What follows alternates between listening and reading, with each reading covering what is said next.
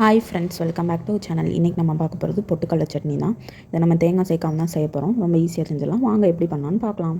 பொட்டுக்கடலை சட்னிக்கு தேவையான பொருட்களை பார்ப்போம். 1 கப் பொட்டுக்கடலை எடுத்து வச்சுருக்கேன், 2 வெள்ளைப்பூடு எடுத்து வச்சுருக்கேன், ஒரு பச்சை மிளகாய் எடுத்து வச்சுருக்கேன், கொஞ்சோண்டு புளி எடுத்து வச்சுருக்கேன். இப்போ ஒரு மிக்ஸி ஜார் எடுத்தாச்சு. அதில் நம்ம எடுத்து வச்சுருந்தா பொட்டுக்கடலை சேர்த்துக்கலாம்,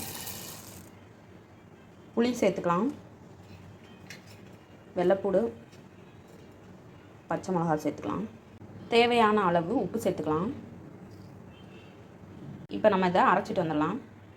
பாருங்கள், இப்போ நம்ம பொட்டுக்கடலை சட்னியை அரைச்சாச்சு. இந்த பதத்துக்கு தான் அரைச்சி எடுக்கணும்.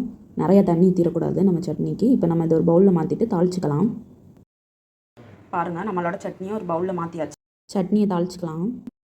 பாருங்கள் ஃப்ரெண்ட்ஸ், நம்மளோட பொட்டுக்கடலை சட்னி சூப்பராக ரெடி ஆயிடுச்சு. தேங்காய் இல்லாத நேரத்தில் இந்த மாதிரி சட்னி அரைச்சி சாப்பிட்லாம். நல்லா டேஸ்ட்டாக இருக்கும். இட்லி, தோசை, பொங்கல், உப்புமாக்கு வச்சு சாப்பிட்லாம். நீங்களும் இதே மாதிரி உங்கள் வீட்டில் ட்ரை பண்ணி பாருங்கள். ட்ரை பண்ணி பார்த்து எப்படி இருந்துச்சுன்னு கமெண்ட் பண்ணுங்கள். உங்களுக்கு இந்த வீடியோ பிடிச்சிருந்துச்சுன்னா லைக் பண்ணுங்கள், ஷேர் பண்ணுங்கள், கமெண்ட் பண்ணுங்கள். மறந்துடாமல் சப்ஸ்கிரைப் பண்ணுங்கள். தேங்க்யூ.